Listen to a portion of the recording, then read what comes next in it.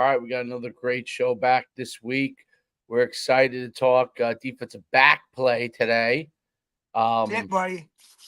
yeah, it's gonna be great. We're gonna talk with Dee Maggitt, who is first of all, not just is he a defensive backs coach and um, uh, played at the University of Hawaii, coached in college.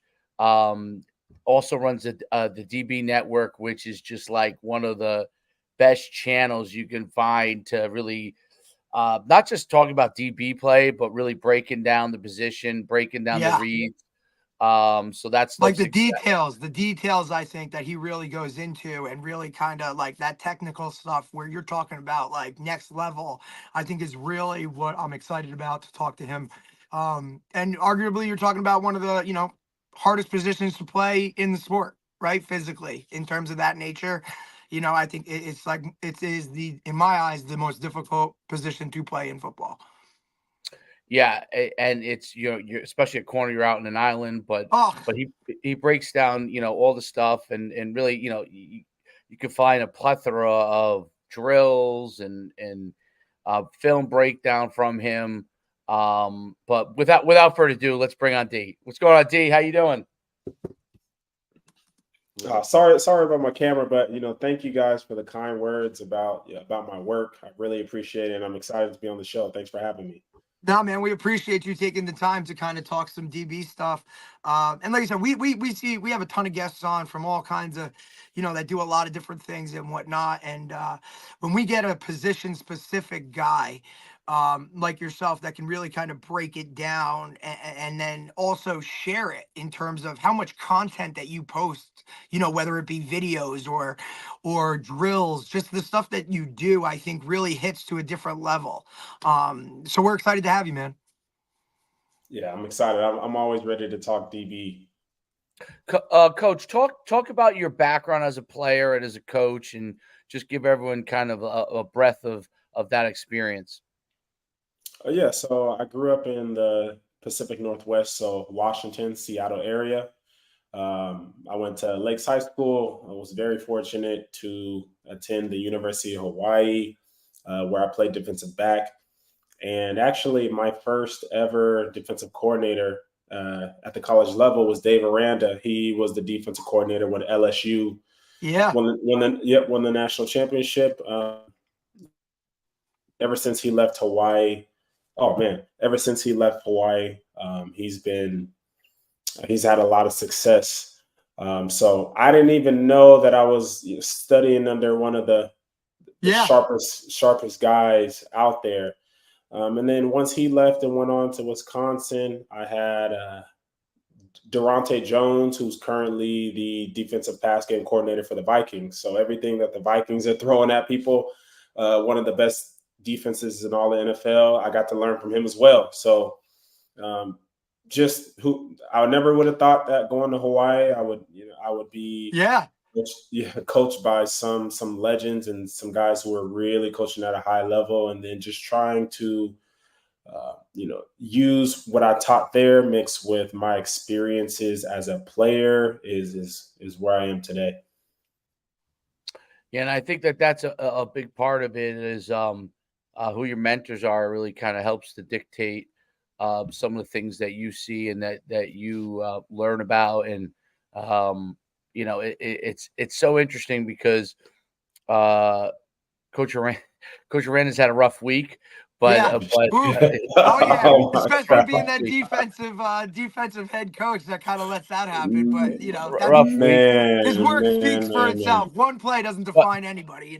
but on but Mhm, on the mhm. flip side, well, the flip side of it is, and this is kind of my point, is even though he's had a rough week, um, it's he's had a rough week because he's considered a defensive guru. You know what I mean? Right. So it's because he's considered a guy that like has done so many exceptional things defensively. Obviously, he's a head coach, but was really known for being a defensive guru, and and it's one of those things that like so much success. Obviously, if something goes wrong,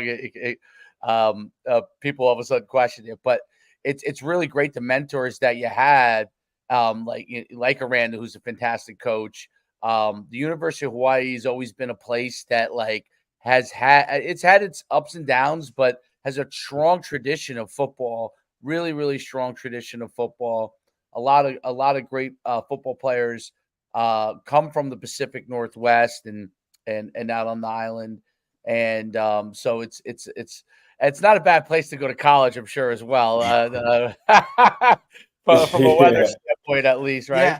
Other, So, other, other than I think the travel every week, right, is probably a real pain. But other than that, I mean, you see a lot of guys that, and for a school was known basically for their offense, right, for a right. really long Hmm. time. So for you to go there or choose to go there as a defensive guy, I think that's kind of something that's, a little different as well. But probably help you in the long run because every day in practice you're going against guys that are slinging it 50, 60 times a game. You get a lot of work out there. Yes, and I'm so glad you said that because they're putting up the run and shoot. It was putting up crazy numbers. And when my freshman year, I was on scout team, and that's where I really developed as a defensive back because, like you said, they're throwing it 50 times a game. So imagine how many times they're throwing it in practice. Right. So, Yeah. so as Double it. so, Because they're getting so I 70, 80 plays a game anyway, when those guys are exactly. slinging it. Exactly. And I would say about my freshman year, we sent four four skill guys from that offense played in the NFL for at least 3 years. So as a freshman, I'm in there just to be there, and I ended up competing against NFL talent right out the gate, right from Right. as a 17-year-old. So that's where I learned about myself. That's where I learned about the game. And then, iron sharpens iron. You're going against those guys, and you're in like you said, you're getting consistent pass reps every single day for 2 years straight. That's where I really developed my natural skill for the position, mix in Dave Aranda's scheme. And then so when Coach Durante Jones comes in and he's a technique guy, he's a technician. Um, it was the perfect storm for me being able to be around both of those guys simultaneously in college. It's huge. Um, as far as from a defensive back standpoint, like breaking down the positions, so corner and what type of personality skill sets are you looking for? Safety, what kind of personality skill sets are you looking for in those positions? I would say safety. Safety, you're definitely looking for a smart person, especially in today's game. You don't. When I was coming out, Cam Chancellor was kind of the prototypical safety. Taylor Mays, if you remember him, was Oh the guy. yeah, USC Yep, monster. yep, He was like yep. 6'4", maybe even Yeah, 6'5". I remember. yeah. No, I mean, look, as a former, safety, those are the guys you look to, right? Like it started with the Sean Taylor type guys, and then those guys Hmm. started to Taylor Mays was a big time in the spotlight type guy. The safety position transformed into that tall, longer, guys that Hmm. could bang in the box and hit. Yeah, yeah, yep, yep. And so those were the guys that were around when I was kind of coming into the game. And then as you notice, as the spread and the RPO started to kind of flood football, now you need guys who can move. And now those guys, those prototypical safeties are getting moved down to outside linebackers. Now you're outside linebacker. Now you're oh sorry. Now your outside linebackers are what used to be the Taylor Mays type guys. So that's how the game's kind of changed. So as a safety now, you need someone smart. You need someone who can check, who knows the checks to this side of the field. If they motion, it's going to change. If the Mhm. splits are tight, it's going to change. Down and distance is going to change. So you just need someone who can regurgitate information quickly because they're kind of back there, playing chess. And then at the corner position, I would say now every coach is looking for the 6'1" and above lanky guy. Usually those guys didn't have the best technique, but now you're seeing point guards decide, hey, I want to play corner now. So Yeah. I'm 6'2". I don't really have a legit, I'm short for basketball standards, but that same skill set, getting in the chair, sliding your feet, being able to stay in front of a guy full court, now you move that skill to the football field. And now people are realizing, hey, I can make a lot of money doing this. So yeah, so that's where the position has gone. But then, for guys who don't really meet that build, if you are, as a coach, say a dog, if you're willing to get in someone's face consistently and just be disruptive, I think that you can make a good corner out of that person, because that is a natural energy that you can't really teach. And I've seen a lot of corners make it very far just because of their confidence in themselves. Didn't really have the best technique, didn't really know the game. But if you put Odell Beckham in front of them, Tyreek Hill in front of them, they're going to have the same mental approach that I can cover this guy. And I think that's what is the confidence is one thing that is overlooked, but confidence comes from putting in the work, your coaching, your preparation. Confidence can come from a lot of things, but if you can find confidence with just the ability to stay square for 2 steps to the left or 2 steps to the right, you got a pretty decent corner. Yeah, that's but if it's so is the long, like the Deion Sanders type, well, obviously Deion Sanders has always wanted, that speed, but Yeah. the longer rangy corner still as big a deal, like, you go back to Deion Sanders, or like even when Seahorn played at USC, and Like an Antonio Cromartie. Marty, right? Even Revis was a little bigger, but Yeah, he he was was like still a little long. thicker, like a Mm-hmm. Sherman, right? Like those guys, those type Mm-hmm. Yeah, dudes. Like yeah. you still see Jalen Ramsey, right? Like he's still at the top of his game, and he is up there. Is that Yeah. still and always going to be a thing, like that long rangy corner, or is there been a need, obviously, because you get those slot like Yeah, that's, I think, that the there's nickel. multiple guys needed. You got the Mm-hmm. nickel guy who can be it can be Yeah. the quick-footed Gotta be guy. the quick. Yeah. Mm-hmm. So I would Uh, say just looking at how the draft has been and just talking to college coaches, that's what I've been doing the past couple months, is just talking to college coaches, because kids reach out to me all the time about, coach, how do I make it? So Yep. I make it my job to figure out what are the coaches looking for. And then I ask them directly, what are you looking for? And unfortunately, they're looking for a specific body type. The prototypical 6'1" lanky. What they tell me is that, hey, I like them long. I can teach them everything else.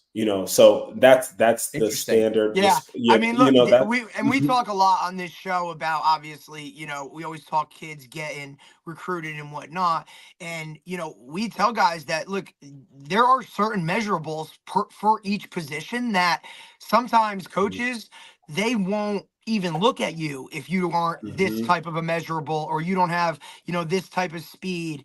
And we kind of break that down for them. We're not saying there's not outliers, or that you could be a mhm, fit in a certain type of system, but in general, it's kind of, hey, if you're going to play corner, you need to be this. And if you're not this, you need to run this. Right. And that's kind exactly, of where we exactly. go with it. Yeah. Yeah. So it makes sense. 100%. You're talking to certain guys. I only want long corners in my system, or my nickels need to be this. Right. So Mhm, you're mhm. kind of seeing that across the board with a lot of guys. But I still feel like, look, if you can get a lockdown, shutdown corner for your defense, and I don't care what level it is, it just changes Mhm. the game altogether as a defensive coordinator. So I think you're always kind of looking for that. Yeah, for sure. And I think with with the need for the nickel position, now you're talking about the 5'10", 5'11" guys that can move laterally, who might not have the long speed. And that was the knock on me, was, does he have the long speed? And I'm like, what does that mean? No Yeah. one's What running the by hell me. is that? Yeah. No one's running by me. What is long speed? But um, at the end of the day, I will say that football is always evolving and then going right back to where it used to be. So I could see all it really takes is a couple 5'10", 5'11" guys to kind of break out Right. in the NFL, and then everyone's going right back to, hey, what are they doing? Or I seen them like Trent The McDuffie. I copycat think league. Trent McDuffie is about 5'11", I believe, maybe 6 foot. But I believe I would love for him to truly be in that 5'11" range because I'm 5'10", so he's not too far from me. But um, like him, he's an all pro. He's playing in the slot, he's playing on the outside, but he was drafted as a slot guy. And then just with his success in the slot, he's been able to get opportunities at the cornerback position and do well there as well. So I would love for more guys like him to continue to have success, to open it up to change coaches' minds. And one thing I will say is that the coaches today tend to it's a copycat kind of league, like like we were talking about. Usually the coaches that were kind of coached on that philosophy of, hey, you need to have a long corner, they naturally have that thought process. But I've met shorter cornerback coaches who are like, oh yeah, I'll take a short guy, like they Right. were the short guy who got overlooked, like a Kirby Smart. Yeah, and now they're in a position to bless someone else with an opportunity, and now they're like, hey, I'll take a look at a 5'9", 5'10" guy because I was that guy. So to all the kids out there who may be watching this, the beauty's in the eye of the beholder, and in every coach is human. They have their preferences. They have the non-negotiables. So you really want to scout the coaches as much as you're relying on them scouting you. Of course. Yeah, the one non-negotiable is always speed. Right. So if Sorry, you can't guys, run, you can't be a you 4'8" can't run, you corner. can't play DB, but especially corner. I think you're 100% right, and I think the copycat part is true, and then the part about, I also think mirroring, like what becomes the trend at receiver basically mirrors what becomes the trend at DB, right? So I don't, it doesn't mean this is gonna happen, but if all of a sudden the league was mirrored with a bunch of Tyreek Hills playing wide receiver, right, and all of a sudden you had a lot of shorter, super fast guys running around, you would need to have more guys that mirror that in order to stop it, right? And Exactly. when Gronk and all the tight ends were a big deal, that's when you needed some more of those safeties or those bigger roll down DBs to be able to handle that, because how are you going to cover Travis Kelce or so the specialization. I think as in college, there's obviously all ranges of sizes of guys. So you're basically recruiting off preference. But in the NFL level, the specialization, because I was an agent for 6 years, I saw the specialization of mirroring what they have to face being a big deal. So even if their preference is long, rangy corners, they want to have one guy on that roster, on that 53-man roster, that can go in and just cover the guy that's really super quick and can take that guy away. Like, they may only carry one, you know what I mean? They may only carry one of those guys, but they carry the one just in case they need him, and obviously can run down on specials and all those other things. So I think that's really an interesting thing at the defensive, the back thing, and that's what makes defensive back so interesting. And then you have like these hybrid guys too, which is like a kind of a thing in the NFL, like Micah Parsons, who really is who's a linebacker who plays defensive end, who can also cover a tight end if need be, right? Like, he's like one of those 1 in a million guys. He's not as tall as the tight ends, but he's faster than they are, and he's as physical. So it's interesting how you have that mirroring process. Defense is basically, in order to stop the offense, you've got to out mirror them. You got to mirror what they're doing, and then you got to out mirror, meaning your guys got to be better. When you put the mirror on. So it's really interesting. What techniques and stuff do you try to really, like, kind of, what is your progression when you're teaching DB, kind of help young DBs, because they always, the first thing they want to do is just get out there and run out 1-on-ones, right? But they haven't really learned certain things. And what kind of progression do you teach? So if we're talking about one-on-ones, we're talking about press. The first thing I teach them, the stance is, I feel like it's important, but it's not necessarily something that is hard for them to understand. Obviously, you want to play basketball. How would you guard? Would you guard this person standing straight up? Would you guard this person with with your butt touching the ground? How would you guard someone in basketball? And that's the natural stance that will work for press. And then obviously, and we're talking about, hey, day one, we're doing one-on-ones in 10 minutes. How am I going to get this guy ready? Right. That's what I'll say about stance, and then distance. And I always like to bring in other sports for them to kind of compare. So we're talking about basketball. Now we're talking about distance. So if you want to get your hands on a guy, boxing, if you're too close, you can't extend. All right. So your punch is going to be all jammed up. You're not going to have any power. Unless you have, so at what range do you need to align from that receiver in press to where receivers are taught when no matter what move I'm making at the line of scrimmage, I need to be going forward. So naturally I tell my guys, hey, stick your arm out. All right. And then touch him with your hand, and then take a step back. So now I know that as soon as he makes any type of forward movement, I can touch him without leaning, without lunging, and I can get my hands on him. So I go with stance, and then I go with distance, so that they're comfortable knowing that you don't have to go get him. He will come to you. And then it's footwork. Are we going to step laterally, which meaning we're drawing that line in the sand, and we're making it a fight at the line? It's not a fight, but we're going to meet him, or we're going to hold our ground, or are we giving ground? Are we going to soft press or soft shoot, meaning we're going to take some type of inch back or some type of retreat while staying square? I always like to go with a lateral step first, because I want people to get comfortable being in that phone booth, like boxing, right? You put your foot in that tire, he has his foot in that tire, and we're going at it. So I like to go with that to get people comfortable, and then get them to understand that your eyes are everything at the defensive back position. Mm-hmm. Your feet are everything at the defensive back position, and your hands are accessories. All right, because you can play this position without your hands, but you can't play this position without good eyes, without good feet. So getting them to understand that we want to have our eyes in the right place. So you can either be keying. There's so many things you can key in press. I was just a torso belly button guy.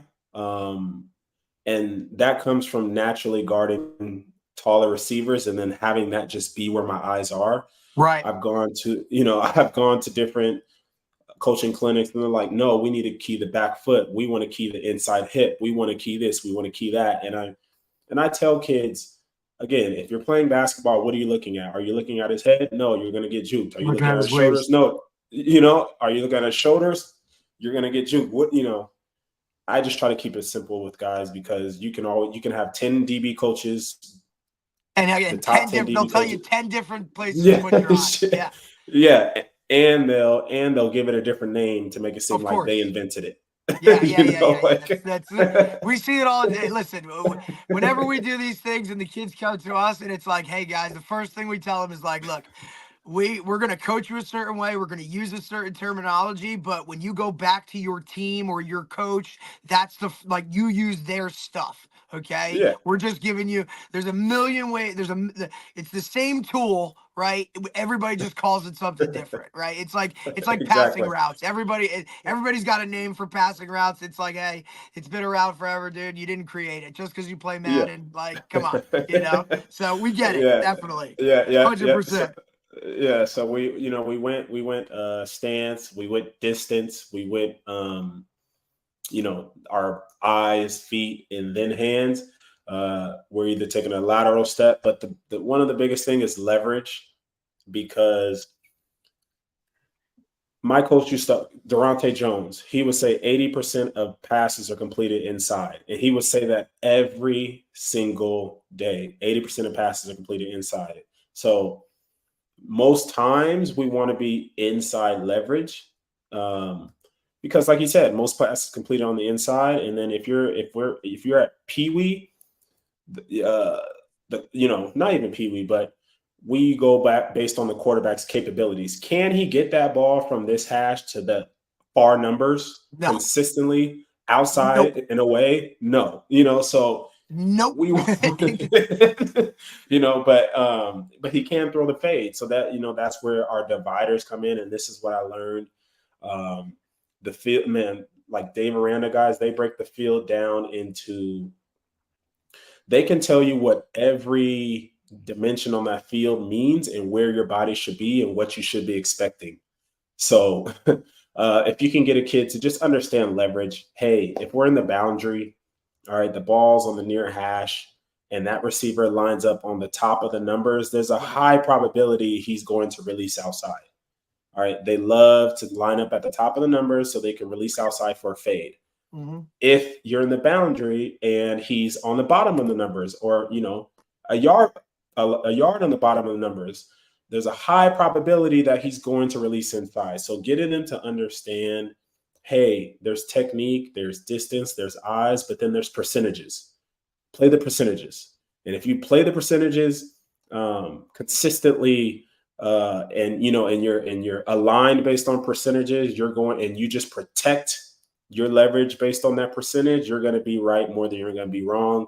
And that's what I'll tell guys with press. And then, if we're doing one-on-ones, and then obviously all of that goes out the window if you don't make a play on the ball when it's time to make a play on the ball. So Just getting guys to never quit, fight through the hands, pull through the hands, punch the ball, and that's where that dog mentality comes in at, because I could have horrible technique, but as soon as you go up for that ball, if I'm punching and I'm clawing and I'm fighting, like my life depends on it, that's where you see the Sauce Gardners make plays. If you watch Sauce Gardner, he's never going to get beat because his eyes were in the wrong place. He's always going to be as close to the receiver as possible, and he's going to use his length to his advantage. If he doesn't get his hand on the ball initially, he's pulling, he's raking, he's pulling to the ground, he's punching. So, so that would be my progression as far as the line of scrimmage, what we're trying to do with our hands. But then at the end of the day, when that ball's in the air, you got to be a dog and you got to get it out somehow, some way. And there's techniques to that, but then it's a want to. Right. And I think that's a great point that you make, right? Because a lot of younger, DBs and stuff, they think, hey, man, this guy caught the ball, plays over. And a lot of times, you're talking about receiver play too. Like they got to catch, tuck, bring it in. A lot of these guys don't have those techniques, especially at the younger levels, that attention to detail, right? And I tell my young DBs all the time, man, like just because that play, like just because he has the ball in his hands does not mean that play is over. Continue to fight. You know what I mean? Go for the ball, rip the hands, do all that kind of stuff. Like you said, it really becomes, a level of, I don't want to say aggression, but just like want, right? And I think that also comes with the DB position itself. Like you said, you need to have confidence, right? Like DBs are always a little different in their mentality because a lot of times it's the most, I want to say, individual position on the field,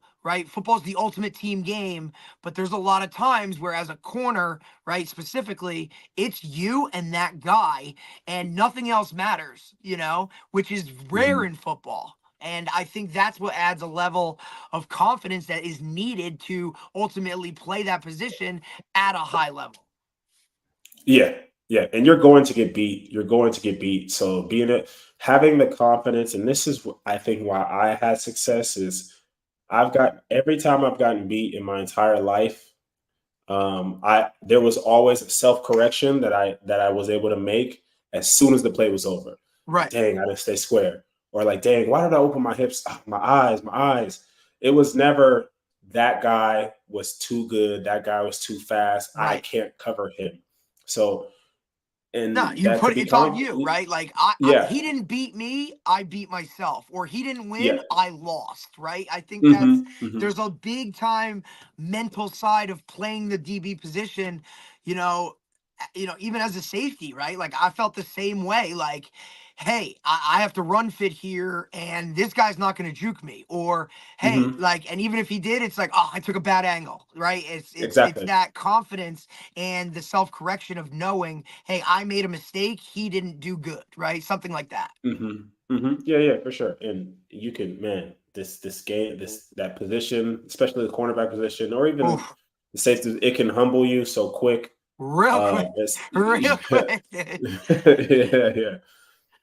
It's interesting how when you talked about the alignment of where to be and where to stand, and then the thought process. Like, yeah, I really agree with you. Obviously, if you're playing straight up and you're trying to take away, you're playing straight up on them. Your belly button is obviously the easiest to take a look at, but if you're playing them inside leverage, right?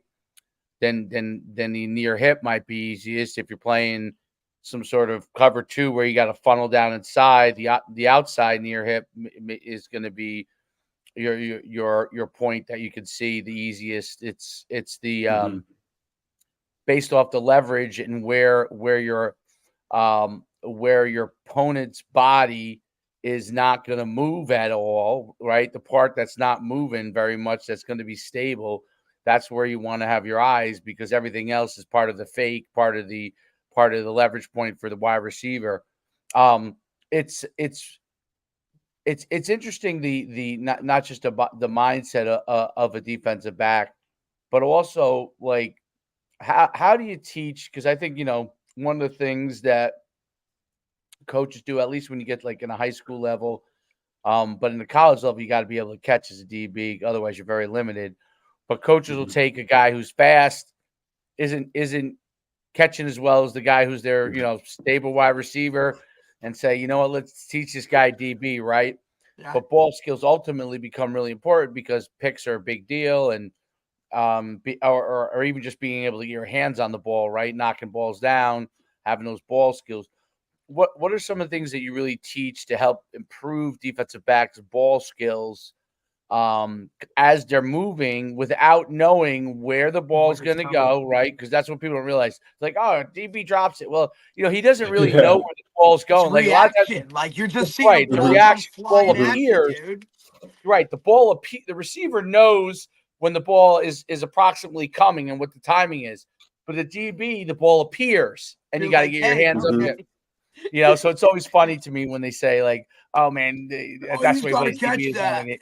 it." Yeah, yeah, yeah. DBs are catching off reaction and not knowing where who and where the ball is thrown Right. to, Hmm. whereas wide receivers know, obviously from the scheme, where the ball is supposed to be going or where it might go. So talk about how you improve, like some of the things that you like to do to help improve ball skills for defensive back. Um, so one of the things that helped me is I think a lot of DBs, it's hard for DBs to truly feel like the ball is always going to come your way every play.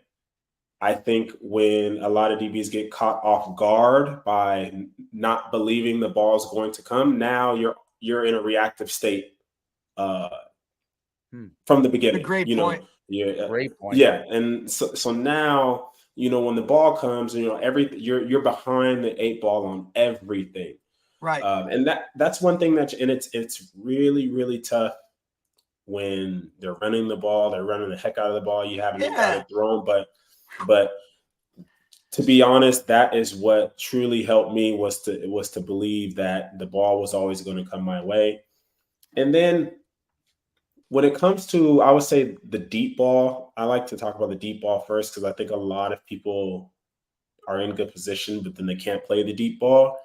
Um, and this comes from basketball, this comes from rebounding and things like that. But I think as a defensive back, and these are all mindset tips, and then I'll talk about drills. But when that ball is in the air, if you're trying to stop him from catching it while trying to catch it, it's going to limit your ability to catch it. That's what I've truly felt in my game.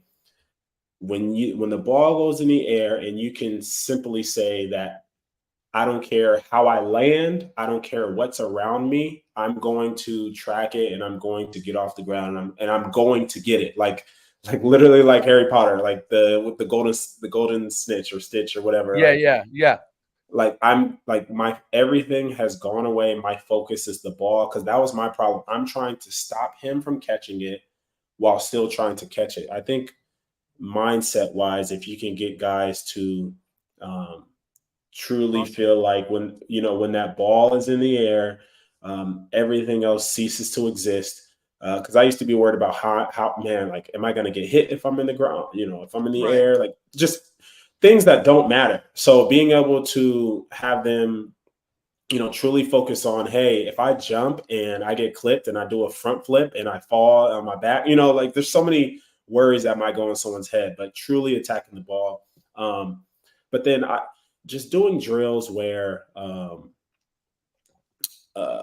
let's say we're doing a back pedal drill, we're doing a brake drill, just having them snap their eyes to the imaginary target. So for braking 90, back pedal, brake 90, I always have them do a minimum of 2 steps towards the direction of the imaginary receiver. And then I throw the ball without them knowing. So they know, obviously they know I'm going to throw the ball, but it's not like I say ball, or it's not like I give them an indicator that it's going. Yeah, it's reaction.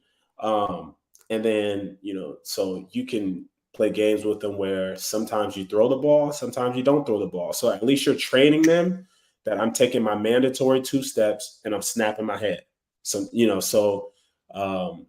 I think getting them in the habit of I'm closing space, and then as soon as I get to this hip, my eyes are back and I'm expecting that ball to come. Right. And that's little mind games you can play with them. And then, and then I think penalties for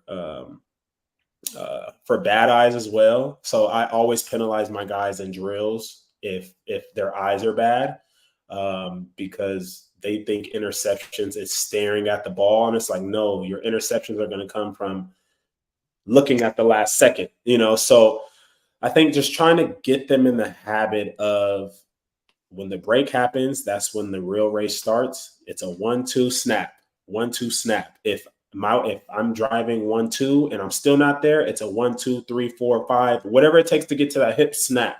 So you haven't really earned your right for the ball until you close space, and then get them in the habit of, as soon as I close space, eyes. As soon as I close space, eyes. So trying to get them into machines, having them be machines with it. And that helped me as well. And then, so, the good ones like Trevon Diggs, for instance, once he gets into, I wouldn't even say Trevon Diggs, who does a good job. I guess we could use him as an example, but once he gets into position, his eyes are up immediately. So he knows what he has to do to earn the right to look for the ball. So if you can get your guys to get into that, I would say rhythm of my eyes, I will look for the ball once I get to this certain position. So on the post, once I get to that upfield shoulder, my eyes are up. The fade ball, once I step, I get to his chest, I get my eyes up. So just trying to get them to understand there's certain points where you're not supposed to look for the ball, and there's certain points where you can look for the ball. And then once they're drilling that like crazy, they're going to know where the ball is going to be too as well, based on where the receiver is. So if I'm driving that receiver, let's say there's space. If I'm driving and I need to take 2 steps, as I'm taking my steps, if I see that he's slowed down, so let's say he's running a deep out route. If I've seen that he's slowed down, that means that ball is either underthrown or is late. Mm-hmm. So when I snap my eyes, I know exactly where it is. It's going to be right where my head is, versus if I'm trying to catch up and he's not breaking stride, now it's either going to be out and towards the sideline, which means I got to get, I got to turn my head and expect it this way. Or if I don't get there, it's a I'm punches to the hands type situation. So getting them to be able to read body language. Um, so I do a lot of drills where I'm full speed, you're in the trail position. If I continue to, if I don't break stride and you get to my hip, look for the ball, that means that ball is going to be over my shoulder. Now, if you're catching up and I'm starting to slow down, that's an indicator of an underthrown or a back shoulder ball. So now once you get to the hip, instead of looking over, your field shoulder, you might want to turn into the receiver and start to look towards that back shoulder. So just doing a whole bunch of, I study, all right, like what does like when a receiver, like when DK Metcalf catches a fade, Mm-hmm. 9 times out of 10, it's going to be high and outside. It's rarely over the shoulder. He likes to use his body. So I make that a drill where now I'm the receiver and now I'm slow and I'm decelerating. And then my hands are going to go high and outside, training that DB to get to the body. If he slows down and his shoulder starts to move towards the sideline, now I know what, that ball is going to be somewhere over there. So just all those little things of putting them in real live situations, and getting them to one, drive to the hip, boom, study the receiver's body language, that'll give them good indicator of where the ball is. So so now we're not reacting to everything. Like now we have some type of information that can help us estimate where that ball is going to be. So I do a whole bunch of different things that get guys comfortable finding that ball without seeing it leave the quarterback's hands. Yeah, I think absolutely your points on getting to the hip, but going for the ball. I think that's one of the mistakes that inexperienced coaches may teach. They're always like, hey, focus on knocking it down and focus on playing the ball, and you make the decision of what's available as that ball comes in. But first, close on the hip, and then be able to play the ball and understand the different angles of the receiver you have. If you're a shorter DB and you have a taller guy that they're throwing to, they're going to throw it to his head. I mean, that's where you're going to throw, right? So you got to play, be able to play through those hands. You don't have to out jump him. You got to go to where his hands are, because the chances are he's not throwing it 10 feet in the air and having him leap to the 10-foot mark. He's throwing it towards his head. He's throw to the head, and that's all you got to be. You got to be at his head. But if you're down at his chest, then at your height level, then he's going to catch the ball on you every single time. And I think it's interesting. I think that's what makes guys like Travis Hunter so good at DB, right? Because he's playing receiver all the time.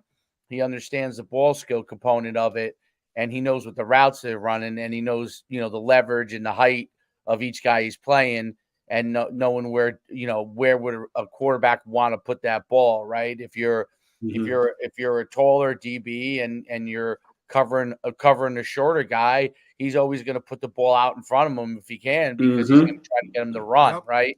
Try to get him to run and chase it, right? So get him away from you.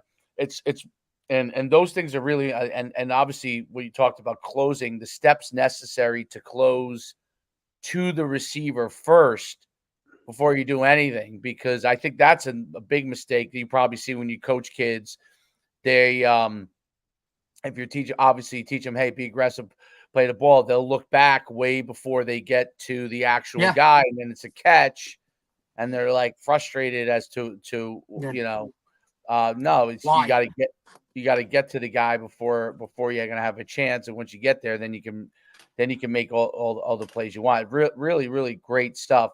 What is as far as from a coverage standpoint, what are the kind of coverage leverage points that you like to have the corners play? First, let's talk corners, and then I want to talk alley play with the safeties. So basically, when they got to close on the run game versus obviously when they're either either half field safety or like a cover one look where they have the the full field, right, the center field. Mhm. So first talk about corners, like leverages based off the different coverage. Like cover 2, cover 3. Like where do you want them to really be playing and those zone coverages?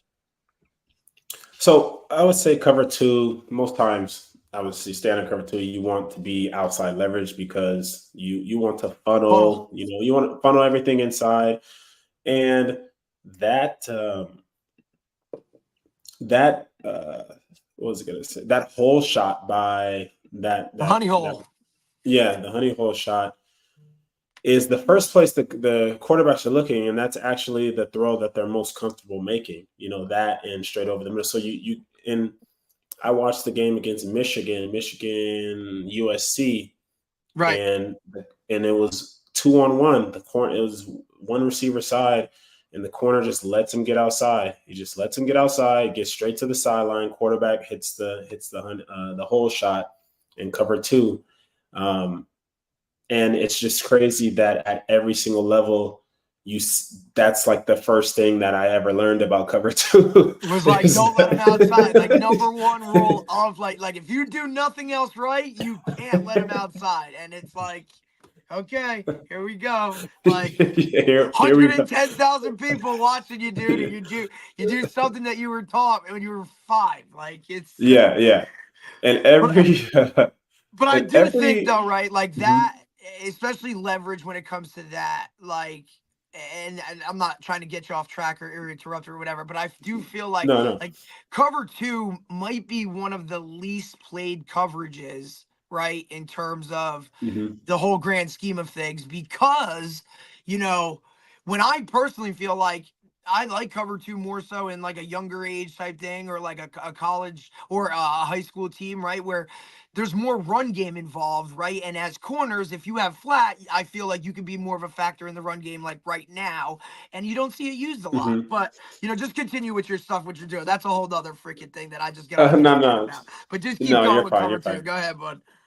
No. Well, yeah. That's it. We're cover 2 is I want us to be outside. You want to funnel everything into your safety. You want to sink. You want to have your eyes on 2, um, to the back, carry. So there's a lot of ways you could do it, but just don't let them go outside. And I understand sometimes it's hard to get hands on a guy, but I Well, just see especially if you that don't so work the much. technique, right? Like a lot of these high school Hmm. coaches or youth coaches just get out there and cover 2, don't let them outside. And it's like, Yeah. And a lot okay. of it comes from. I think that a lot of that comes from they're playing so much quarters where you're playing 2 read and Mhm. you're kind of scooching back, and then and you're just kind of jumping it in palms. I think that's where a lot of the technique doesn't come from, because like you said, you're not playing a lot of cover 2, but you're playing a lot of quarters. But quarters has a lot of cover 2 checks, so you're playing true cover 2 like you would play it in quarters. I think that's where you're seeing people miss the basics of cover 2. Cover 3, it really just depends. I It hate it. really depends on your on your philosophy. So if you I would just say most times you're playing outside and you're telling you guys to play outside and on top. At the younger levels, it outside.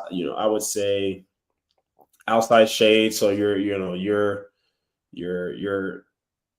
I would say your body is on his outside shoulder, his outside hip, and like you said, you're just not trying to give up the fade. And then you can go all the way up to, okay, well, in cover 3, all right, in cover 3 with 2 receivers, now you might want to be inside shade of number 1, because they're hitting us with the seam, or they're a big seam Right. team. We want a midpoint, we want to lean on that.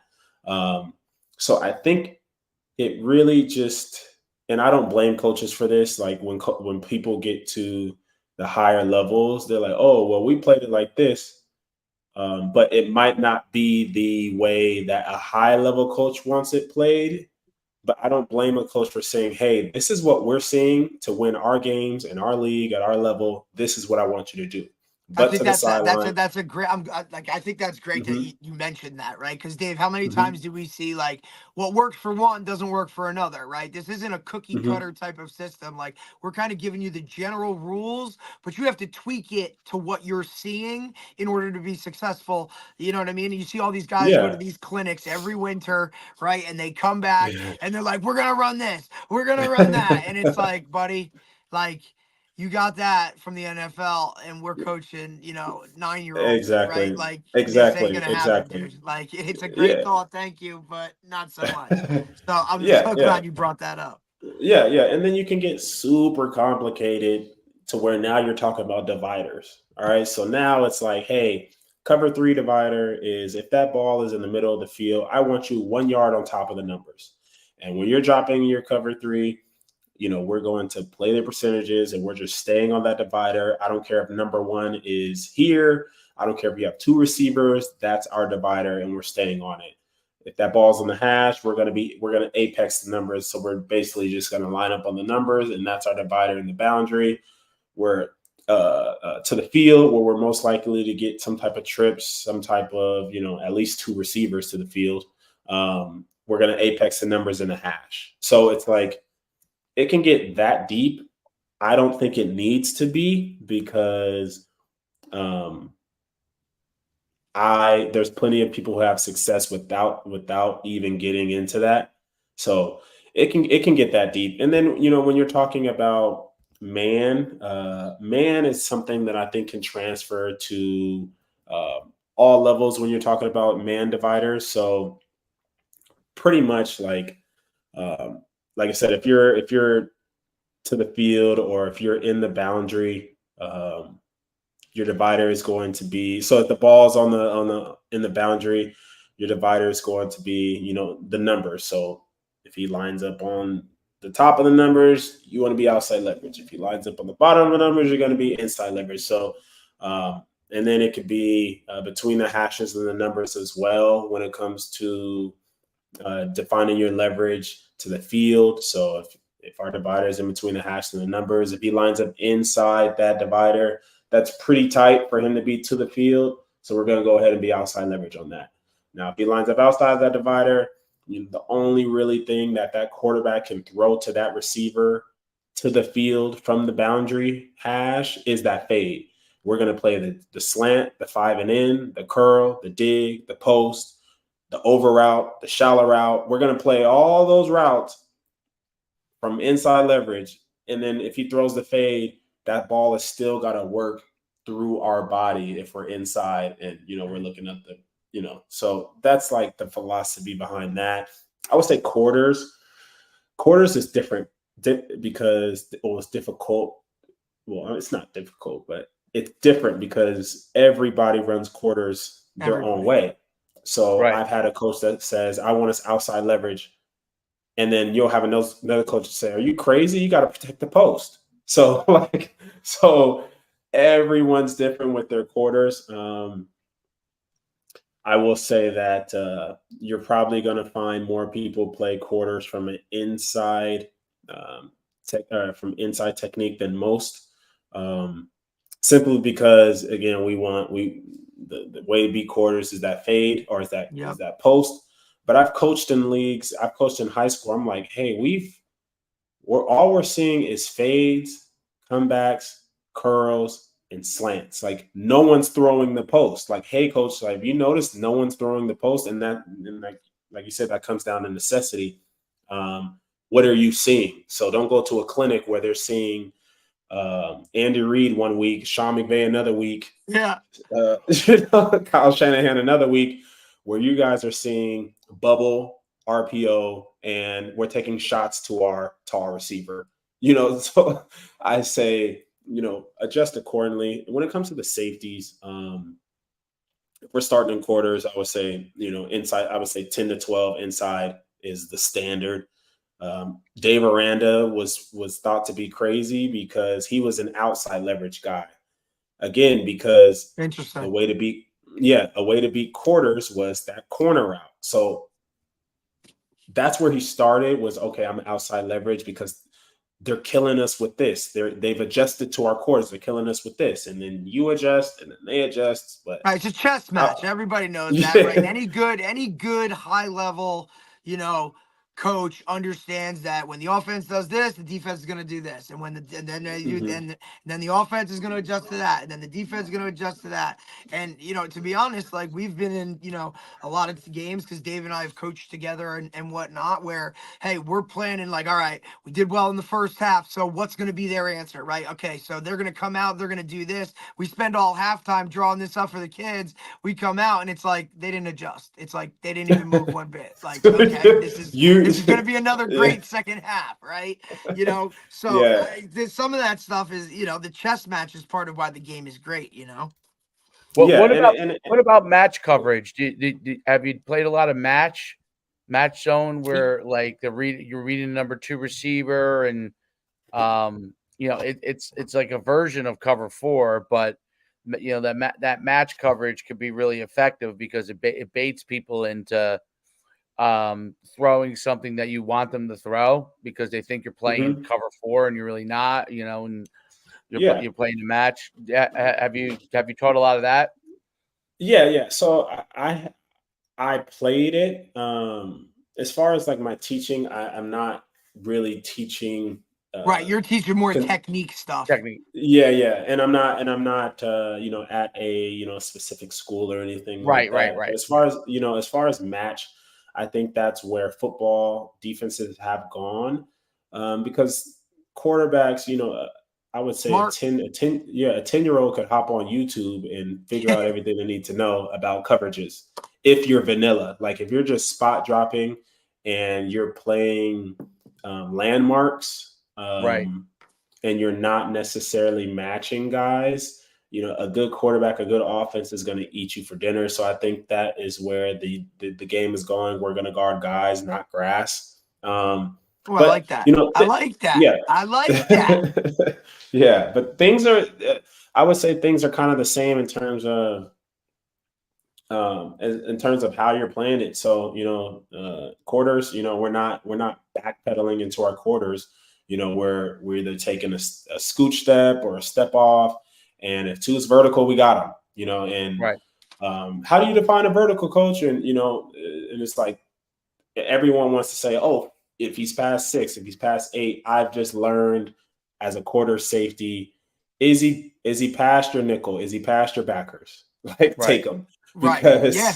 because because again, teams are smart. They'll find out, oh, they define vertical anything By over at this 6. yardage, so let's push Yeah. it to this, or let's cut it here, right? Like Yeah. it's a Yeah. crazy world, So dude. You know what I so mean? so Guys if yeah, care. so yeah, so if you match, you gotta have rules that will stay true.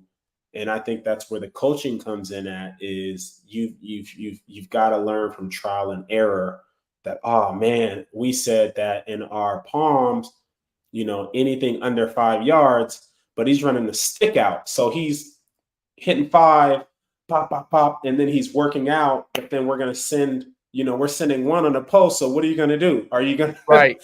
are you so I think having good rules is the key to match. And like I said, you can play it the same um, uh, in terms of how you're aligning. But when it comes to match, I would say the rules are probably the most important. So your guys can play fast because if they're having to think Mhm. too much, and there's so much gray area in your teaching, then that's when they become robots and they're not able to match anybody because they're just they're standing still, and they're unable to adjust on the fly. So yeah, that's I guess that's my thing with quarters. If you have any more questions, let me know. And then cover 3, I think the cover 3 safety. I don't know if you've noticed, but everybody's moving towards a shuffle now. A lot of teams are shuffling Yep. in the middle of the field. Yep. I get the concept and I really like it. And again, I think it's just based on how well you can teach it. Because I find that if you grab anything from the NFL, you better be teaching it every single day, every and day. you better be reiterating that, like, hey, like when you see this, we're Right. gonna do this, because a lot of people don't Exactly. yeah, a lot of people don't understand what they're actually grabbing from the NFL. Like, I can grab a drill and say, oh, they're shuffling. Anytime. Yeah. Oh, that's what we're doing. But taking the time to find the keys to it, the reads to it, why you're doing it. When you see this, it might change. When you see this, we're doing this. And then the flaws of it, you always have to find, whatever coverage you're running, find um, clips and show it to your kids of someone beating you at your Oh, rules, oh, so that, yeah, that's a so great. that it's like, I like that's hmm great. That's phenomenal. hmm You never think yeah, to show something like that because whatever, but you can say, look, like you can do all of this, and then here's what they're gonna do, or here's how hmm they're gonna beat it. So be aware of this. Wow, it's yeah, great. yeah, yeah. And I learned that from my DB page is people are more interested in the failures, not the success, Oh well, because people that's are gonna society, brother. Right? Like, welcome to society. yeah, Let's yeah, everything that's negative. Let's throw it up there. yeah, exactly. And I try to tell people, like, hey, this DB got beat, but he got beat based on something your coach is teaching you not to do today.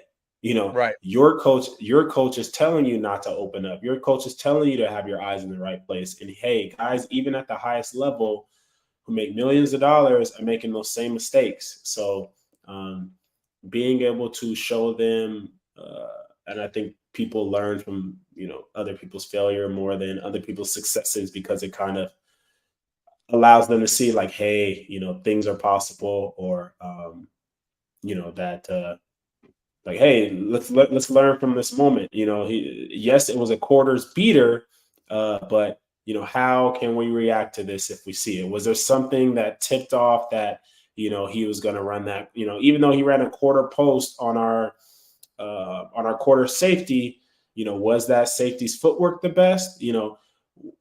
Was his alignment cheated a little bit? What can we figure out from this play? So I always show guys, ways to beat any coverage.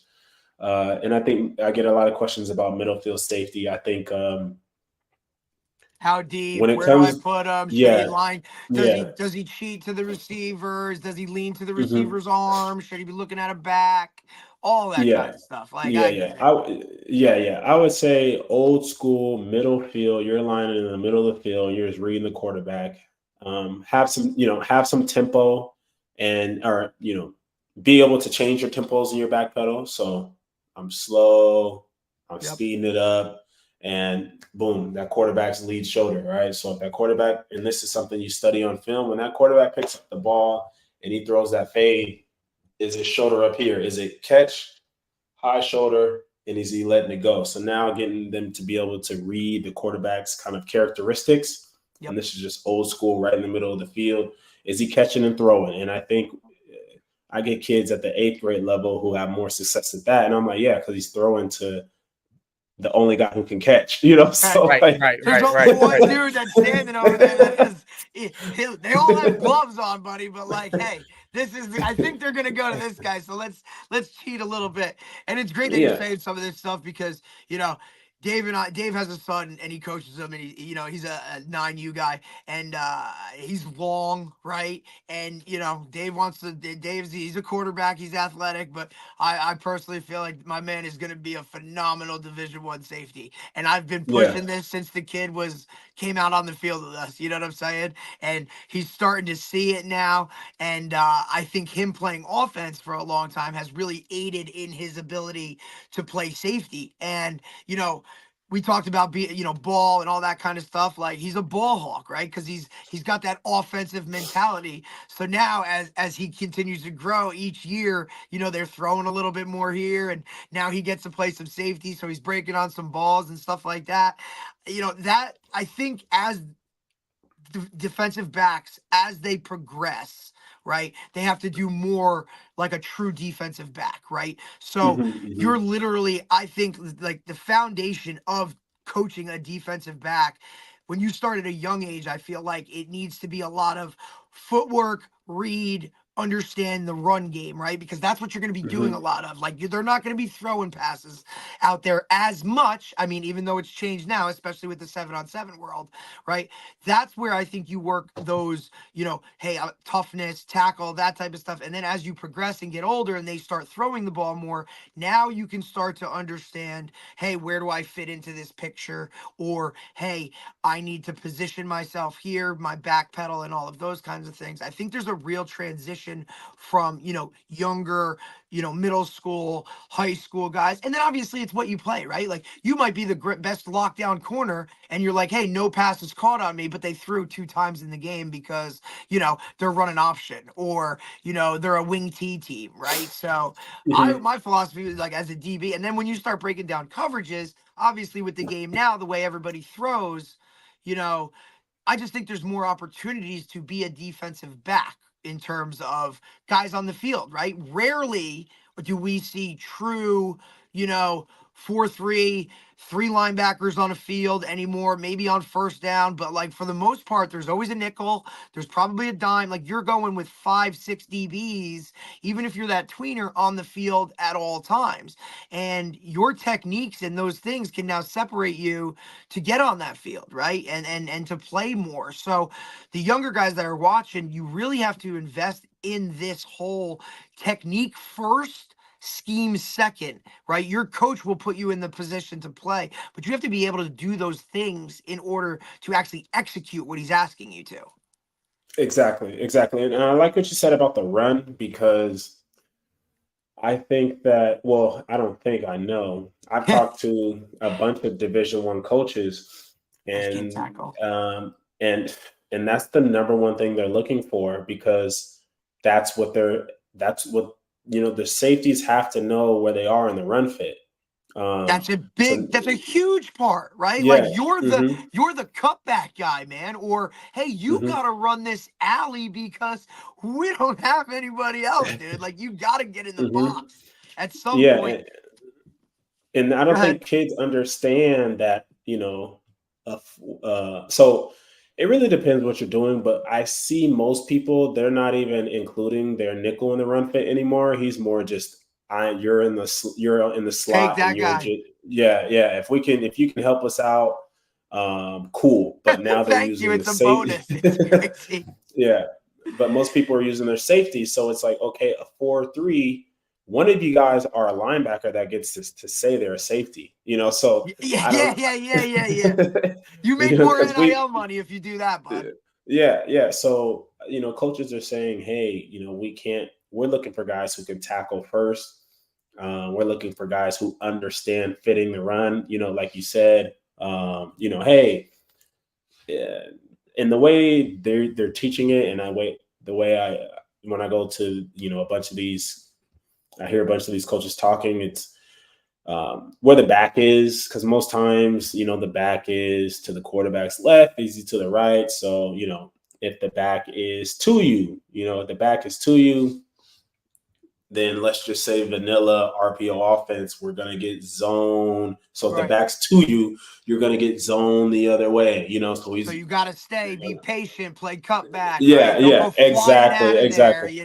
like Yeah. all that So kind of it's stuff. like, and some coaches will say, oh, I want you D10, there's a tight end. So I want you D10. So D gap 10 yards, and you're coming downhill this way, and then you're going to shuffle and you're going to slide that way. Yeah. Because Don't we have over that nick. pursue. Don't shoot right Yeah. to where the ball Hmm. is and all that. Yep. We're down and Yep. over. It's really hard for younger guys that coming up taught defensively, fly to the ball, fly to the ball, fly to the ball, fly to the ball. Hmm. And now you're telling a Hmm. kid, hey man, you gotta be patient. Patient. Coach, what are we Hmm. talking about? Like I gotta go tackle that guy. Nah, Yep. man, you gotta Yep. understand where you fit into this entire scheme, The which is why puzzle. I always Yeah. loved when I played and we did inside run, the safeties went with inside run. Like I love that Hmm. because even if I'm not whatever, I'm still seeing what's happening in front of me, and now I know where I have to fit in terms of this Hmm. entire scheme. I think it's something that coaches kind of, whatever, if they even do inside run in high school, like, you know what I mean? Like some guys, like, that's just not even a thing. But I think that needs to be seen, especially as safeties, when you're going to fit and you're going to have to do these things. And ultimately, having played the position, it sucks. But like sometimes, man, you got to make up for where somebody screwed up. You know what I'm saying? Yeah, Like, yeah, yeah, because yeah, somebody's going to fit wrong and you might have to fold over and make that play or do whatever. Like, your job is to basically make those guys in front of you right. And sometimes you yeah, get burned for it. And, you're not dialing it. You're not calling anybody out in a film room like, dude, you weren't, you were in two gaps over, man. And you're supposed to be here. But, it's got a part of being the whole thing. yeah. And it depends on your angle. So most guys, most safeties have no idea if their end's supposed to be outside or inside. Um, and I would say most apex defenders. So like we're talking about our Sam or our nickel, like either you're mid, like you're apexing, meaning you're in between him and the line, or in the end man and line of scrimmage, number two, and then he can kind of be your contain guy. But then, like I said, like if you're playing at the college level, that guy's way out there with number two, and you just have number two. And now we're bringing our safety, and now our safety has to insert, and our Right. safety is Which is filling why you filling see a lot of the. those tweeners, right? Or those like Hmm. rover type guys, which are basically safeties slash linebackers that could run or play both, right? Like I can go Hmm. cover or I can come off the edge or set the edge. And that's I Yeah. think where the game has gone to a lot now. Like you see a lot of those guys in the box. Those guys used to be either, your neck roll outside linebacker guys like, hey, let's stretch this guy out in coverage. But now defenses they're literally recruiting to that nature, right? Like Hmm. I don't need Hmm. those guys anymore. And if I do have a linebacker, they got to be able to run or at least cover Hmm. hook curl or handle Exactly. something in the flats. Like it's Yeah. the transition of the whole position in general. But if you look at, to me, like a lockdown corner is always is something you need. You need it. You have to have it. And it's, what you're doing is great. And I love it because you break things down technically, the kids, and they understand it because you talk about it, and then you show it, right? And that's how these kids learn Mhm. today. And it has to be visual. You have to put them in situations for them to really understand what it is. It's not all one-on-ones and it's not 7-on-7. Like at some point you got to tackle. And that's, if you want to play at that high level at this position, right? Where literally when anytime you make a mistake, everybody knows about it because it happens in Yeah. space.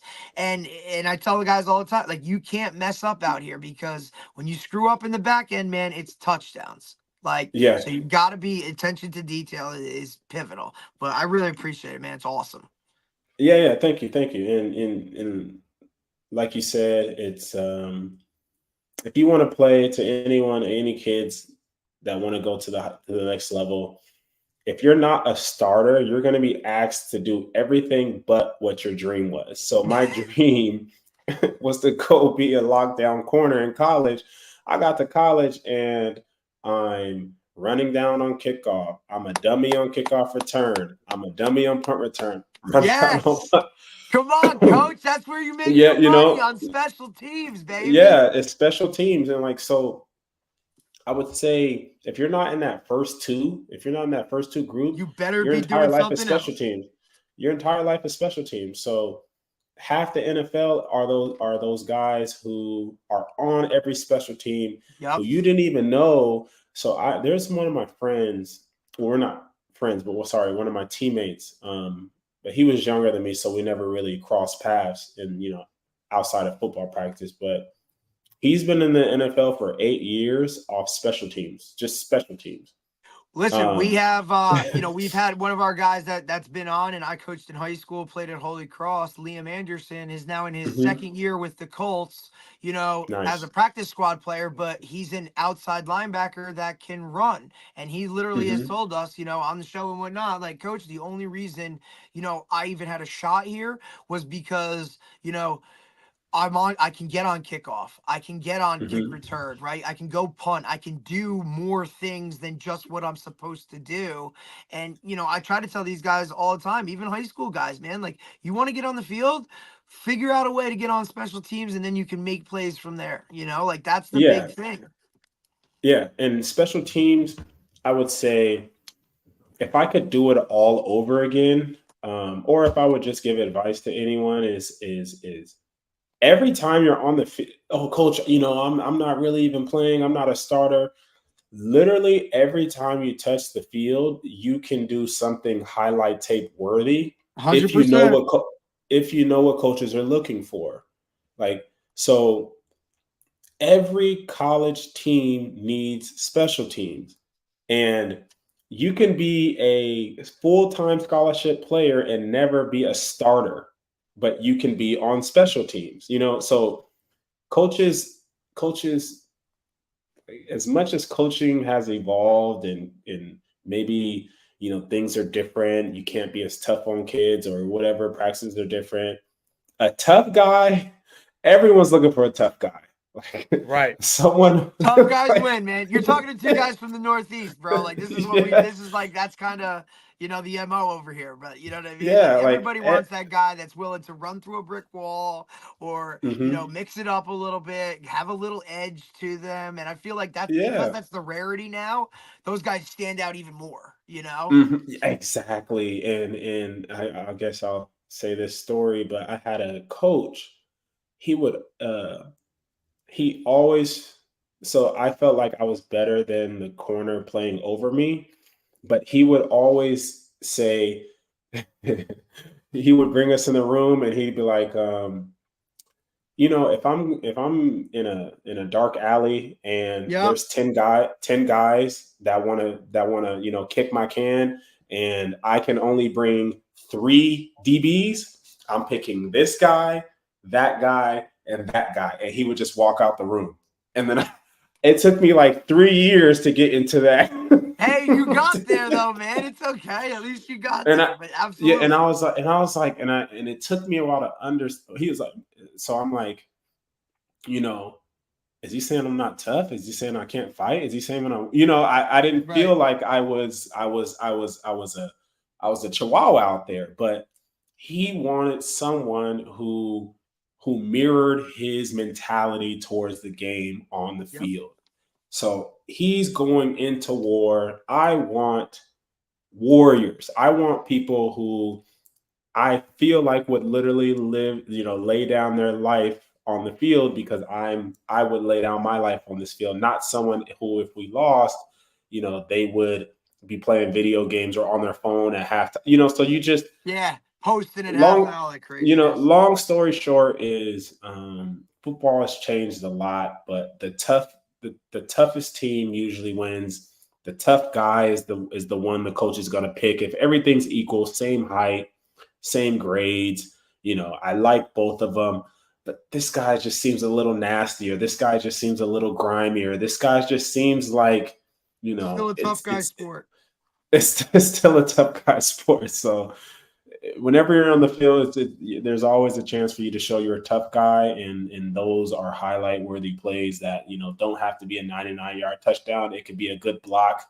Um, On the it could be you. backside, it could be a hustle play, right? You're running Yeah, with a it could be dog. I it mean, could be think a about how hustle many play. times did you have to bail somebody out as the backside corner, right? Where you Yeah, chase a yeah. guy down because you never know what's going to happen on the next play, man. You just got to hustle play. And I think that's, a great point, especially DBs that are really like, look, you're supposed to be the most athletic guy. So special teams coaches need those guys. Like every Hmm. DB, I always tell, like every DB should be on every special team. I got to find you a spot because you guys are supposed to be those more athletic guys, those guys with speed, those guys that can do certain things that the special teams coach wants. So get with Hmm. him and just work hard, man. I mean, it's really kind of what it comes down to. So Yeah, it comes down to, I think, a good special teams coach or a good head coach will get guys to understand the importance of special teams, because so Mhm. many other teams neglect it, that you can average a block. We averaged a block punt a game at Hawaii,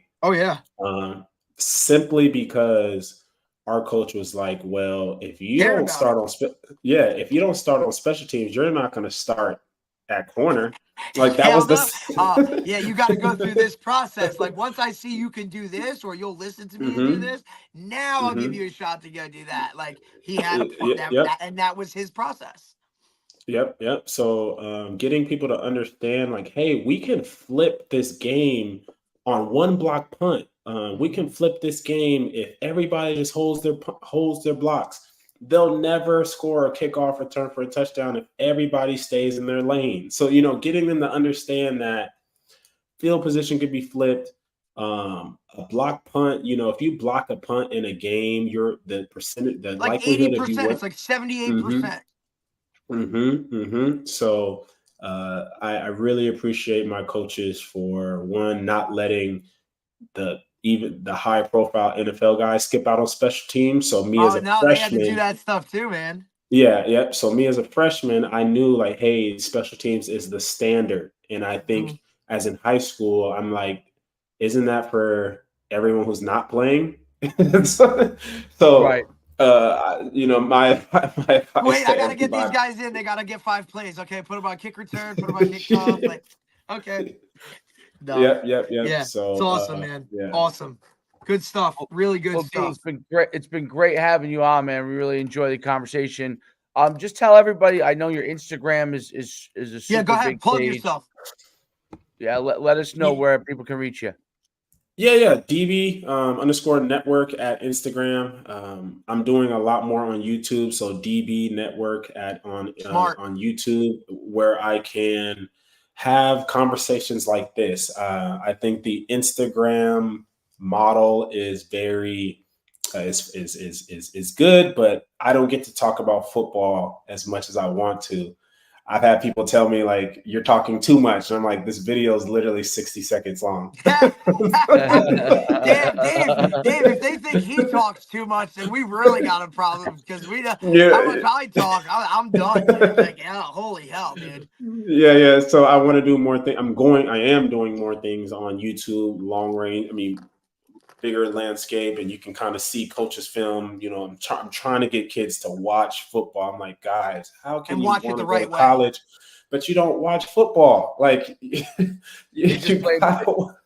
They just play Crazy. Madden and Yeah, they just go out there and they're NCAA. slinging it around on college football, Dave. Like we see it all the time. It's like, guys, Yeah. you gotta watch it. Like, and don't just like watch it like, hey, yay, touchdown. Watch like your position.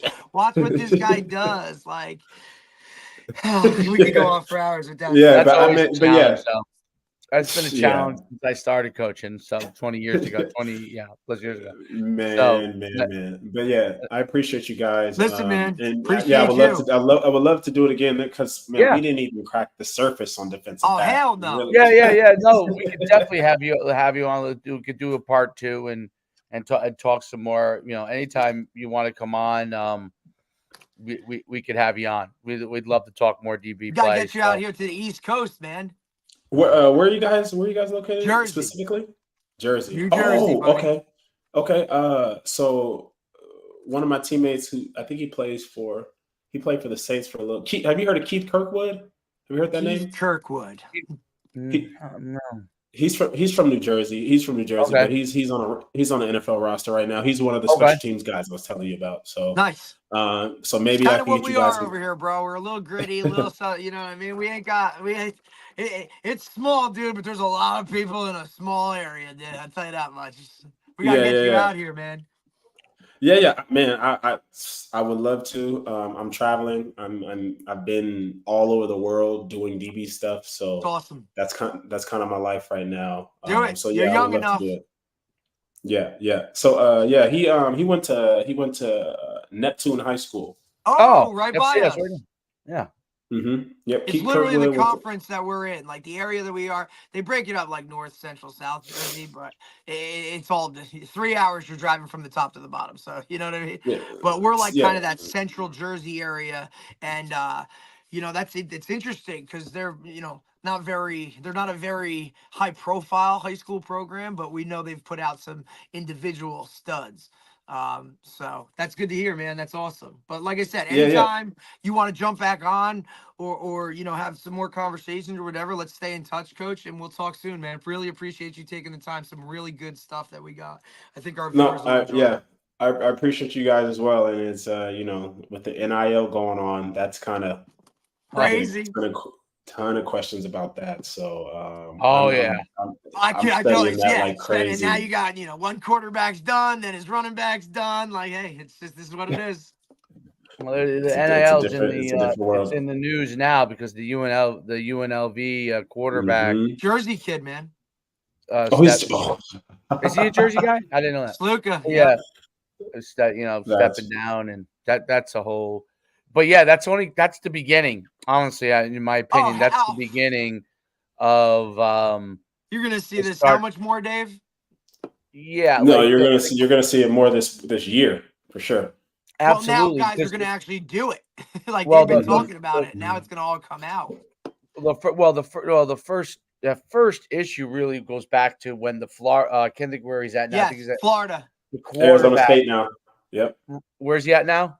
Arizona State, right? State. Arizona State. Yeah. Yep. So that was the first. What was that? Was that who was that? Rashada? No.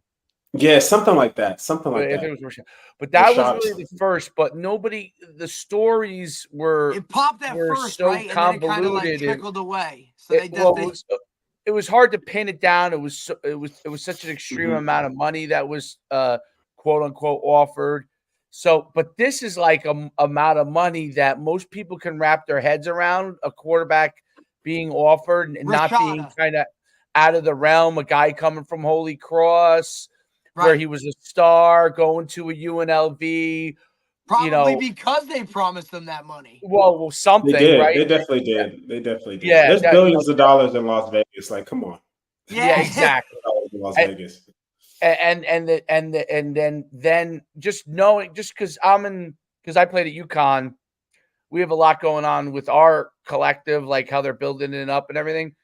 And I just know the conversations that it is like, there's a lot of pieces moving. So yeah, if a coach did talk out of turn, let's say, and didn't confirm it with the head, I believe all that to be true, right? And I actually I believe that the head coach didn't okay it, right? But he probably didn't also say to the kid, no, we're not going to give it either, right? Like, you know what I'm saying? So now, these things, Dave, are these like, these aren't like signed, that's why you got to sign contracts. That's why you got to sign contracts. Yeah, that's why this verbal thing of you like, just hey, don't go. No, you just the bottom line is you just have to shake handshakes. Even though well, the issue is the kid wants to go, right? So this is how you get into the issue. Kid wants to go. Maybe dad and the agent are like trying to work this out. Kid wants to go. Now they're squeezed for time because of the window of transfer portal, right? They start which we've talked about before, right? The schedule and the time is all screwed up. Well, so they trust it. They trust it, and it really wasn't probably nailed down the way it should be. Right. And now you're there playing, and you keep asking the question, and they kind of hem and haw, and they backtrack, right? And they already got you there. You're already playing. And you've won. And now the agent undefeated. Well, and then the agent gets involved, and so the biggest thing is that it's ultimately more of these things are going to happen. To me, more of these things are going to happen because a lot of these things aren't nailed down exactly, right? And a lot of gray area, right? But the larger issue is the players obviously should get money. The thing is, there's got to be parameters, and there has to be, they have to figure out, are they going to be employees of the university? No, I hate to use it like this way, but like when you were on campus, there were kids that went to college that like might have had scholarship money for academics, right? And they worked in like the bookstore, right? And they were paid. Yeah. I worked in the equipment room. Right, you were paid an hourly wage, right? Yeah. So this is just a large wage, but they were paid a wage. They went to school. They were paid a wage working in the bookstore. So this to me is just, hey, we're just saying but there are ramifications tax-wise and all that stuff. So that's why but it has to start to get worked out, because what's going to happen is it's craziness. Kids are going to get shafted, but universities are also going to look bad. Like, it's going to be hard to, like, if you're UNLV, like it's hard now to, looks terrible. It's hard to entice the next kid to come to you, right? So it's both. It's not just it's not just the player, it's both areas. You want to look good in the whole process, right? So that's why I think you need to really get down there and work these things out, because you're going to have more of these. And honestly, it makes college football look like, we all play college football. It makes it look like a joke, dude, to me. It makes it look like a joke, like, the Arch Manning and Quinn Ewers, Texas is handling it a certain way, right? Looks great for them, right? And some of their top tier guys, the running back who had the had the really nice car. I can't. He's in the pros Robinson now. Before he went to the league, BJ Robinson, right? Lambo, right? Well, Texas was handling it, right? But then you get places that, if I give this guy $100K, that may be all the money we have, right? And so you get these weird situations if you don't have a contract. I just think it has to, I was an NFL agent for 6 years. And as an NFL, one of the things I tell Derek this all the time, people complain all they want about agents and this or that in the NFL. The NFL, you have to take a test to be approved as an agent. Okay. You've got to go through their training, the NFLPA training to do it. You have to be approved. There's a set percentage they get. There's obviously a templated contract for everything from an NFL standpoint. Now, there is a part where you could add, like, that's how guys add, like, guarantees and stuff like that. You could add stuff, but there's a templated part. Like, there's a large part that's so templated that, for a lot of the basic deals, like free agent deals and maybe guys that are in the 7th round or 6th round, like, there's very, very little wiggle room. There's very little extra language that's going to be put in there, right? So that part, it made it really good, because once you knew the rules, once you had parameters, you knew what you were negotiating on. And then it was really a matter of, when you're talking to player personnel, GM, and the coaches, if they were at all, like, really wanted the guy, then you were kind of negotiating a certain parameter of things. Right now, you're negotiating everything's on the table. There is no, what I'm saying?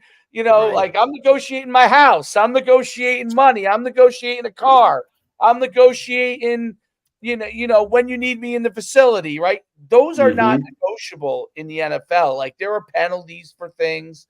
So that's the thing that the NCAA / whoever ends up being in charge of this has to start to work out, and they got to get in the room, because the bottom line is UNLV looks really bad, and the groups that benefit the most from this, I always think, UNLV looking bad and not having their ducks in a row, or let's say that happened to where I played UConn or something like that, like any of these group of five, the ones who have the most extreme amount of money, Ohio State, Georgia, Alabama, Texas, they can do things the right way because they have the money to really do it, and the leverage. And the groups that end up really just getting the group of fives, Hawaii's, it's harder for the Hawaii's of the world. It's harder for the San Jose States, they want to do it. And that's where the parameters will give you an opportunity to say, okay, here's the playing field, and here's the area of negotiation, and here's the area of non-negotiation, right? And then we go from there. And now at least, you would get, it doesn't mean you won't have situations, because you will, but you'll have less of these, like, extreme things that will happen. And everybody just, feeling hard. And what it trickles down to me? It trickles down to high school, because they don't know any, and you work with high school, they don't know anything about anything. High school parents, high school, they know what you tell them or what they see on social media. And they know nothing about anything. It's the wrong shit. Right. Well, because the transfer players know a little bit. They've already been there, right? So but the high school players and the high school parents know nothing. So if they're negotiating NIL deals without a proper aid, they don't know. They have no idea. Like, if someone goes and gives you, and Derek knows this already because it goes on. We know people. Someone goes and gives you while you're in high school, because in some states you can get NIL. Here's a few $1,000s a month to live. Yeah, a few $1,000s a month to live until you get to my school. Like, well, you feel great about that at the time. That sounds great. But if you haven't signed a contract, does that continue? When does it not? Right. When does it stop? When is that? There's all these things that go on.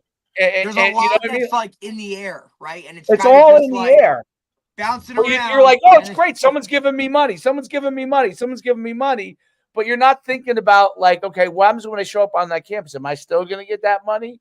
Did they give me that money just to get me here? Or what happens if I don't follow through? Or like, hey, if I'm paying you, you're doing this, and this. And the second you don't, it's gone. Goodbye. Right? Exactly. Like, yeah. And but that's a whole other we can talk about that. That's a 2-hour conversation itself. We appreciate you, buddy. I'll let you run. It was great talking with you. We really enjoyed it. And listen, we'll get you back on soon. I'm sure Derek will reach out. We'll get you back on again, and we'll talk some more. Definitely, bro. Yeah, no sweat. I love talking ball, and that was the quickest hour and a half ever. I don't really get. Listen, we talk a lot. I'm usually dealing with people. I'm usually dealing with people who just comment. Nah, man. It's not a real. I this is what I miss most about being on part of a coaching staff, is just being able to talk ball. So I appreciate you guys. Thank you. Nah, man, no problem. This is kind of just how we do it. It's loosey-goosey. We talk ball, like, laugh a little this, little that, but we tell it like it is. So, and listen, I think you gave some great stuff. Hopefully, and we'd love to get you back on, man. So appreciate your time, dude. We'll talk soon. Thanks, D. All right, D. Good. Have a great rest of your day. Take care, buddy. You too. Bye. That was great. Fantastic. Really good stuff, dude. Yeah. I mean, the DB play stuff, I think we just touched. I think we just scratch the surface, because I still probably have some questions about where your eyes are as a safety and those kind of things. And I think he'll give you, he'll easily could give you a lot of that. And I think it's just going to come down to where or what you're doing. You know what I mean? It's hard, especially your level. Hey, for me, it's always read this or look at this. But then when you see different stuff, it's I don't really know the general aspect. You know what I mean? Like in high school, it's safety at 10. Do you play him at whatever? I mean, in high school with safety, I used to, if I had an advanced safety, I would tell him, and he was the one high guy.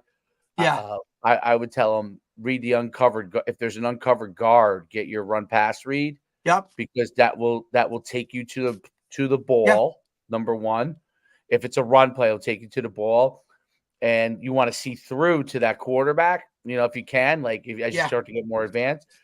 But everybody has kind of different philosophies on it. But look, I always read the end man on the line of scrimmage, right?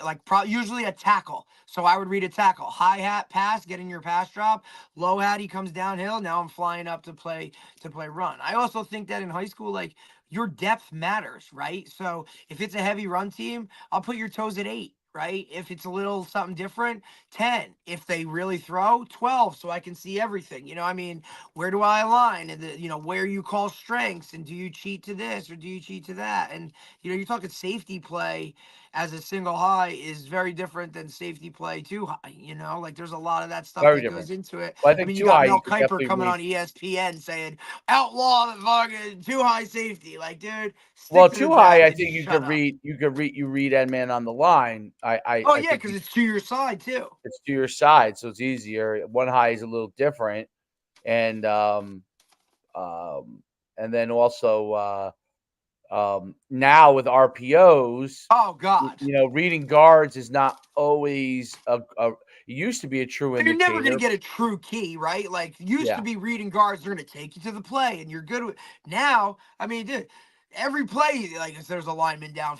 But we're throwing. You know what I mean? What the fuck are we doing? So as a safety, it's I might as well just go hit the guy. Whatever. I hope the corner's covered. Right. Absolutely. All right. Let's good stuff. Good stuff. Yeah, absolutely.